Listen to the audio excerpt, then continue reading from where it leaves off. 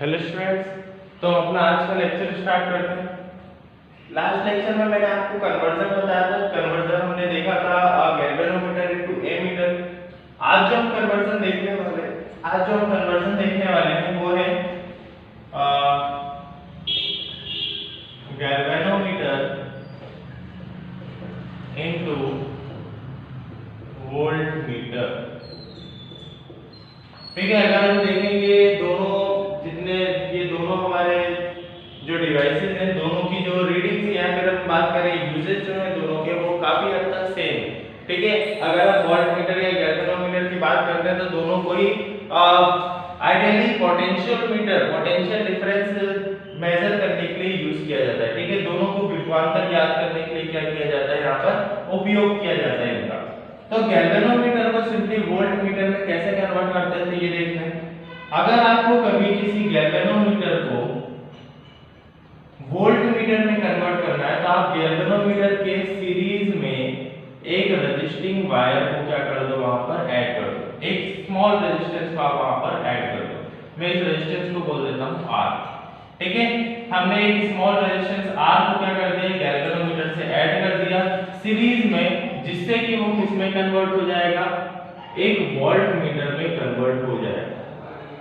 ऐसा समझ में सिंपल सा टॉपिक है कि जब भी देखो, कल जो हमने पढ़ा था, कल हमने कन्वर्जन देखा था गैल्वेनोमीटर का एमीटर में। ठीक है, कि गैल्वेनोमीटर को हम एमीटर में कैसे कन्वर्ट करते हैं ये हमने कल देख लिया था। आज जो हम पढ़ने वाले हैं वो सिंपली क्या है, गैल्वेनोमीटर को हम वोल्टमीटर में कन्वर्ट कर रहे हैं। कल एमीटर में कन्वर्ट किया था, आज वोल्टमीटर में।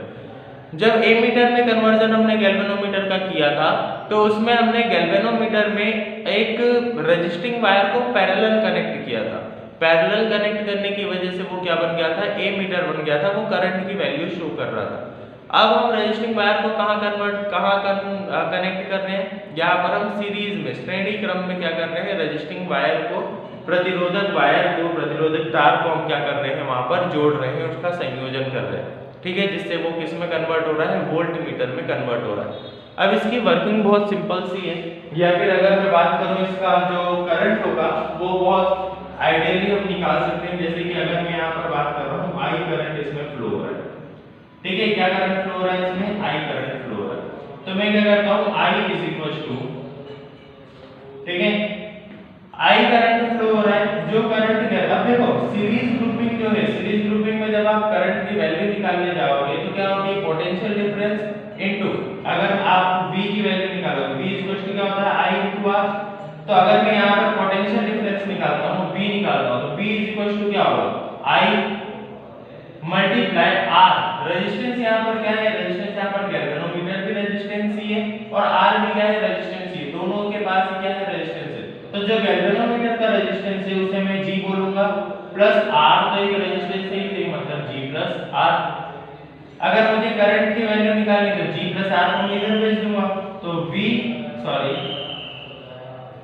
I is equal to V upon में G प्लस R। ये हो जाएगी यहाँ पर करंट की वैल्यू। ऐसा हमने सिंपली हमने क्या किया है कि गैल्वेनोमीटर के सीरीज में एक रेजिस्टेंस को कनेक्ट किया है और उसके बाद हम यहाँ पर करंट की वैल्यू निकालते हैं कि जब भी गैल्वेनोमीटर से करंट पास होगा तो वहाँ पर पोटेंशियल डिफरेंस को हम कैसे मेजर कर सकते हैं। तो पोटेंशियल डिफरेंस यहाँ पर क्या होगा, करंट जो फ्लो हो रहा है मल्टीप्लाई रेजिस्टेंस। तो रेजिस्टेंस यहाँ पर दो है, एक गैल्वेनोमीटर का और एक ऐसा, तो दोनों का प्रतिरोध हम क्या कर देंगे, जोड़ देंगे। इसलिए मैंने यहाँ पर करा है G plus R। Ohm's law पढ़ाई होगा सबने, V equal to I R, वही यहाँ पर हमने अप्लाई किया है, V इक्वल टू आई और R। तो यहाँ पर हमें क्या मिल गया, करंट की वैल्यू मिल गई है, I equal to V upon में G प्लस R। ये करंट की वैल्यू आप नोट कर लेना। ठीक है, कहीं भी ये पूछी जा सकती है और अगर आपके पास डिफरेंस भी आता है एमीटर और वोल्टमीटर में तो आप ये करंट की वैल्यू वहां पर शो कर सकते हो। कल हमने करंट की वैल्यू गैल्वेनोमीटर से एमीटर में जब कन्वर्जन किया था तो एमीटर के लिए भी हमने करंट की वैल्यू निकाली थी, उसी तरीके से यहाँ पर भी हमने करंट की वैल्यू निकाल ली है। अब सेकंड पॉइंट ये कि पोटेंशियल डिफरेंस, देखो वोल्टमीटर को किस लिए यूज किया जाता है, पोटेंशियल डिफरेंस को मेजर करने के लिए। तो पोटेंशियल डिफरेंस ज्यादा से ज्यादा कब आएगा, मैं क्या बोल रहा हूँ, ये दो पॉइंट्स हैं, एक पॉइंट ये A और ये दूसरा पॉइंट B। ठीक है, इस पॉइंट से मैं 220 वोल्ट का करंट भेजता हूं, 220 वोल्ट का पोटेंशियल में क्या करता हूं, यहां से ट्रांसफर करता हूं इस पॉइंट पर। यहां पर आने के बाद वो कितना बचा, 220 वोल्ट से 200 वोल्ट ही बचा। कितना बचा यहां पर, 200 वोल्ट बचा। दोनों पॉइंट्स के बीच में जो पोटेंशियल डिफरेंस है वो कितना हो जाएगा, 20 वोल्ट। दोनों पॉइंट्स के बीच में, दोनों बिंदुओं के बीच में जो विभवांतर है वो कितना हो जाएगा, यहाँ पर 20 वोल्ट हो जाएगा। इसीलिए यहाँ पर 200 है, यहाँ पर 220 है, दोनों को माइनस कर देंगे, क्या आ जाएगा, 20 वोल्ट। मान लो अब बीच में लॉस कैसे हो रहा है, तो लॉस आपको पता है, लॉस कौन करता है, रेजिस्टेंस करता है, प्रतिरोध करता है, वहां पर क्या करता है, हानि करता है करंट की, पोटेंशियल की। तो अगर यहाँ पर उसने ज्यादा हानि करी, मान लो 200 वोल्ट की जगह हमें यहाँ पर कितना मिला, तकरीबन 120 वोल्ट ही मिला, तो यहाँ पर पोटेंशियल डिफरेंस की वैल्यू क्या हो गई, बढ़ गई, कितनी हो गई, 100 वोल्ट। मतलब जैसे जैसे रेजिस्टेंस बढ़ता जाएगा हमारा जो पोटेंशियल डिफरेंस है वो भी क्या होता जाएगा, वहां पर बढ़ता जाएगा। इसी की वजह से ऐसा बोला जाता है, ये मानना पड़ेगा कि जो वोल्ट मीटर है, आइडियल वोल्ट मीटर के लिए, मतलब ऐसा वोल्ट मीटर जिसमें हमें करंट रीडिंग आए एकदम आइडियल हो वो, उसके लिए जो रेजिस्टेंस होना चाहिए वो क्या होना चाहिए, इन्फिनिटी होना चाहिए। रेजिस्टेंस बराबर infinity for ideal volt meter. ठीक है, आइडियल वोल्ट मीटर के लिए जो प्रतिरोध है वो कितना होना चाहिए, अनंत होना चाहिए। मतलब 220 वोल्ट का करंट गया, सब लॉस हो गया, हमें कितना मिला, पोटेंशियल डिफरेंस कितना मिलेगा, वहां पर 220 वोल्ट ही मिलेगा। मान लो यहाँ से 220 वोल्ट गया, रेजिस्टेंस इसका इन्फिनिटी है, तो ये क्या कर देगा, पूरे वोल्टेज को लॉस कर देगा।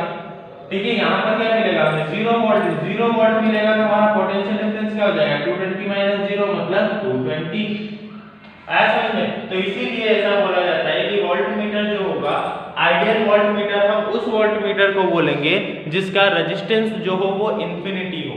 ठीक है, जिसका रेजिस्टेंस क्या हो, वहां पर इन्फिनिटी हो, अनंत हो।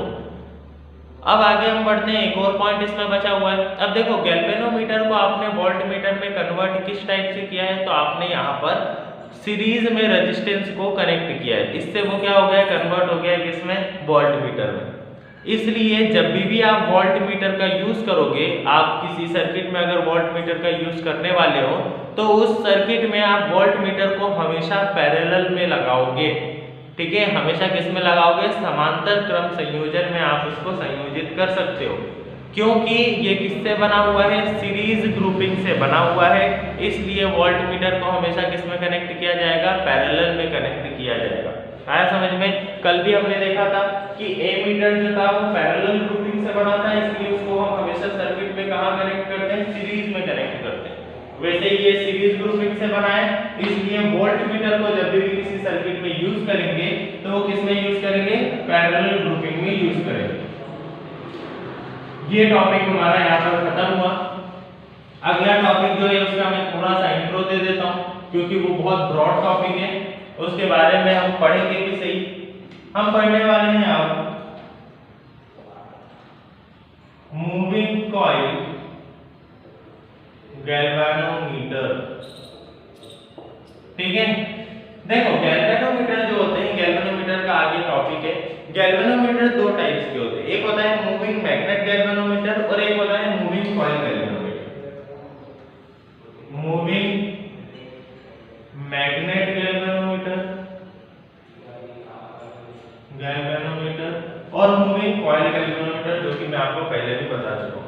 तो मूविंग मैग्नेट और मूविंग कॉइल गैल्वेनोमीटर, इन दोनों में अंतर क्या है, तो जैसा इनका नाम है, मूविंग मैग्नेट गैल्वेनोमीटर में मैग्नेट मूव करता है और मूविंग कॉइल गैल्वेनोमीटर में कॉइल मूव करती है, मैग्नेट स्टेबल कंडीशन में रहता है।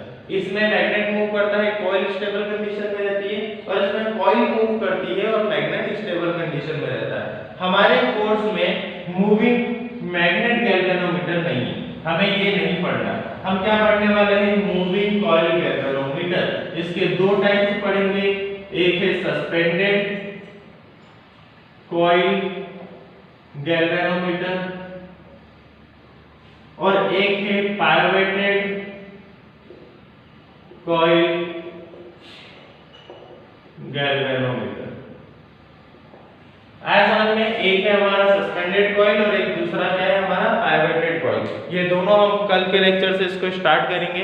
सस्पेंडेड कॉइल क्या है और पाइवटेड कॉइल क्या है, एक बार मैं रिकमेंड करूंगा कि बुक में आप लोग चेक कर लें और दोनों की जो डेफिनेशंस हैं या फिर मैं बोलूंगा कि दोनों का जो डायग्राम है एक बार वो बना लें। उसके बाद में यहाँ पर कल दोनों का डायग्राम बनाकर आपको समझा दूंगा कि किस तरीके से इनकी वर्किंग होती है।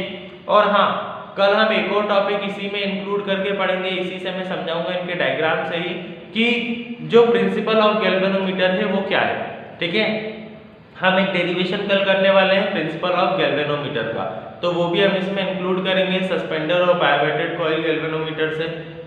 तो अगले लेक्चर में मिलते हैं। Thank you.